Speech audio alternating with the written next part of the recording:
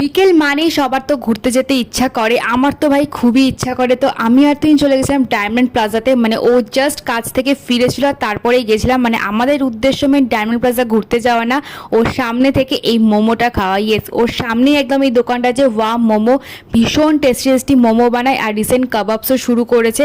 তো সেটাই খেতে গেছিলাম। আর তারপরে ওকে বলছিলাম একটুখানি ফ্রেমের মধ্যে আয়। তো এরকম তো আমাদের চলতেই থাকে। আর কিন্তু এই চলতে চলতে কখন সেটা ঝগড়ায় পরিণত হয়ে যেতে পারবে কেউ ধরতে পারবে না, আমরা নিজেরাই ধরতে পারি না।